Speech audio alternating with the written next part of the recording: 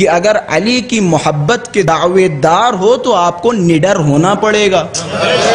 علی کی محبت کے دعوے دار ہوں تو نڈر ہونا پڑے گا. یہ جو علی ولی اللہ یا ولایت علی ہم تک پہنچ گئی یہ آسانی سے نہیں پہنچی. یقین جانے لوگوں نے قربانیاں دی, ہمارے علماء نے قربانیاں دی, اصحاب نے قربانیاں دی, مولا کے چاہنے والوں نے قربانیاں دی. یہ اتنی آسانی سے ہم تک نہیں پہنچی ولایت امیر المؤمنین. بڑی سختیاں اور بڑی مشقتیں لوگوں نے برداشت کر کے یہ ولایت ہم تک پہنچائی. یہ حجر بن عدی کا نام ماشاءاللہ سے سنتے ہیں. حجر بن عدی کہتے ہیں شام کی طرف سے ایک والی کوفے میں معین ہوا. جب والی شام کی طرف سے ایک والی کوفے میں معین ہوا, اب جیسے وہ کوفے میں پہنچا تو اس نے پہلے ہی دن ممبر پہ چڑھ کے امیر المؤمنین کے خلاف بولنا شروع کیا.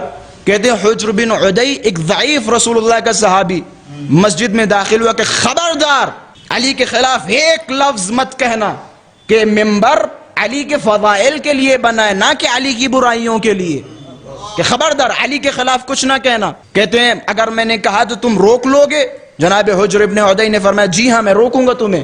کیا ہوا دیکھیں اس میں دو چیزیں, دو سبق یاد رکھیے گا. ایک یہ کہ علی کی محبت پہ ثابت قدم رہنا بڑا اہم ہے. صرف دعویٰ بڑا آسان ہے, دعویٰ کرنا بڑا آسان ہے, دعویٰ کرنا بڑا آسان ہے. کربلا میں بھی دعوے کرنے والے بہت سے تھے لیکن ثابت قدم صرف 72 تھے. ان جملوں پہ غور کیجئے گا. اب جناب حجر بن عدی نے منع کیا کہ خبردار تم علی کے خلاف یہاں کچھ نہیں کہہ سکتے. اب جناب حجر ابن عدی خود ممبر پہ سوار ہوئے اور بیٹھنے کے بعد امیر المؤمنین کے فضائل بیان کرنا شروع کیے. اتنے فضائل بیان کیے کہ وہ مسجد سے بھاگ گیا اور یہاں تک کہ اس نے کوفہ چھوڑ دیا. اب جب کوفہ چھوڑ کے چلا گیا تو پھر وہاں سے ابن زیاد کو بھیجا گیا کوفے کی جانب. اب جب ابن زیاد پہنچا حجر ابن عدی کو بلایا گیا کہ حجر میں نے سنا تمہاری وجہ سے وہ پچھلا والا والی چھوڑ کے بھاگ گیا کوفہ. کہ ہاں یہ تو ہے. کہ ہوا کیا تھا کہ وہ ممبروں پہ جا کے علی کے خلاف باتیں کر رہا تھا کہ علی کے خلاف تو باتیں ہوں گی. عجب جملہ کہا ابن زیاد ملعون نے کہ حجر میں بھی علی کے ساتھ تھا, میں بھی علی کے لشکر میں تھا, لیکن یاد رکھو حجر علی کے پاس کچھ نہیں ہے, کچھ نہیں ملنے والا ہے تمہیں, چھوڑ دو علی کو کہ کچھ نہیں ملنے والا ہے. اچھا جو انہیں چاہیے تھا یقیناً وہ وہاں نہیں ملے گا. یہ عیاش مزاج افراد کیسے علی کے پاس رہ پائیں گے؟ انہیں جو چاہیے وہ علی کے پاس نہیں ملے گا. اور ایسا ہوا. یہ جو نجاشی کا نام سنتے ہوں گے آپ, نجاشی امیر المؤمنین کے لشکر میں رجز لکھا کرتا تھا. رجز لکھا کرتا تھا, یعنی یہ جو جوشیلے رجز آپ نے دیکھا ہے, جب بھی کوئی شہسوار آتا ہے جنگ کرنے کے لیے تو وہ رجز پڑتا ہے, میں وہ ہوں جس نے ایک اونٹ کو ایک مار میں گرا دیا, میں وہ ہوں جس نے اونٹ اٹھا کے اپنے سر پہ کھڑا کر دیا تھا. اس طرح کے رجز اپنے حوالے سے بیان کرنا. ان الذی سمتنی امی حیدرا, امیر المؤمنین کے رجز, اسے کہتے ہیں رجز. یہ جوشیلے اشعار لکھ لکھ کے دیا کرتا تھا امیر المؤمنین کے لشکر والوں کو, یہ موٹیویٹ کرتا تھا. امیر المؤمنین نے جب مال غنیمت تقسیم کیا تو جتنا سب کو دیا اتنا اس کو بھی دیا. اب اس نے جب دیکھا مولا کے پاس آیا کہ مولا اتنے میں میرا گزارا نہیں ہوگا, کہ اگر تمہارا گزارا نہیں ہو رہا ہے تو تم جا سکتے ہو, فی امان اللہ, جاؤ.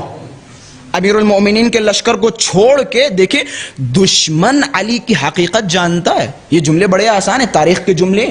کہتے ہیں جیسے اس نے امیر المؤمنین کے لشکر کو چھوڑا دوڑتا ہوا معاویہ کے پاس پہنچا, امیر شام کے پاس پہنچا.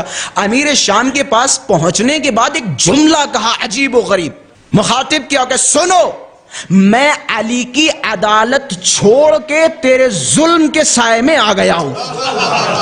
کہ میں علی کی عدالت چھوڑ کے تیرے ظلم کے سائے میں آیا ہوں, کہ میں علی عادل ترین انسان روئے زمین پر, عادل ترین انسان. ایک آدمی پہ حد جاری کیا امیر المؤمنین نے کہ اسے کوڑے لگاؤ, 80 کوڑے مارو, کہ اس نے شراب پی ہے. جناب قمبر کو بلایا گیا کہ قمبر اس پہ حد جاری کرو, کوڑے لگاؤ. دیکھیں میں عدالت علوی بیان کر رہا ہوں کہ کوڑے لگاؤ. کوڑے لگانا شروع کیے, 1 2 3 4 5, اور جناب قمبر مارتے مارتے مارتے مارتے اچانک سے غصہ آ گیا. پہنچے کتے پہ, 80 پہ. 80 کوڑے مارنے کے بعد غصے میں جناب قمبر نے یہ سوچا کہ تو علی کی حکومت میں شراب پی رہا ہے, ایک کوڑا اور مارا. ایک کوڑا اور مارا. دیکھیں میں عدالت بیان کر رہا ہوں کس کی؟ امیر المؤمنین کی. اب یہ شرابی دوڑتا ہوا علی کے پاس گیا کہ مولا ہم نے تو آپ کی عدالت کے چرچے سنے, پوری دنیا میں عدالت کے چرچے ہیں آپ کے, کہ وہ تو ہیں کہ آپ کے اس غلام قمبر نے 80 کوڑوں کی بجائے 81 کوڑے مارے. بھئی قمبر کون؟ علی کا پسندیدہ. میں بتانے جا رہا ہوں عدالت علوی. بس اتنا سننا تھا. امیر المؤمنین نے شرابی کے ہاتھ میں کوڑا دیا کہ جتنی تیز قمبر نے تمہیں مارا اتنی تیز ایک کوڑا قمبر کے مارو. یہ عدالت ہے امیر المؤمنین کی عدالت ہے, علی کی عدالت, علی کی عدالت. اب ابن زیاد جب پہنچا اور پہنچنے کے بعد حجر ابن عدی سے کہا خبردار تم علی کے فضائل نہیں بیان کر سکتے. حجر ابن عدی نے کہا ٹھیک ہے تم میں دم ہو تو روکو, ہم ممبر پہ جا رہے ہیں, مسجد میں جا رہے ہیں علی کے فضائل بیان کرنے کے لیے. میں نے کہا تھا نا صرف علی علی کہنا کافی نہیں ہے, ثابت قدم رہنا بڑا ضروری ہے. اب دیکھیں ثبات قدم کیسا ہے. کہتے ہیں حجر ابن عدی مسجد میں پہنچے اور پہنچنے کے بعد ممبر پہ سوار ہوئے اور علی علی کرنا شروع کر دیا. لوگ چاروں طرف سے مسجد بھری علی کے نعروں سے گونج رہی ہے.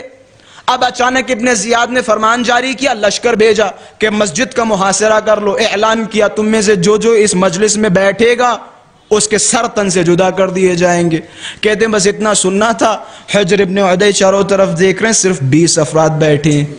بھئی ثبات قدم کی بحث چل رہی ہے, اثبات قدم کی بحث چل رہی ہے. اب چاروں طرف دیکھ رہے ہیں صرف 20 لوگ.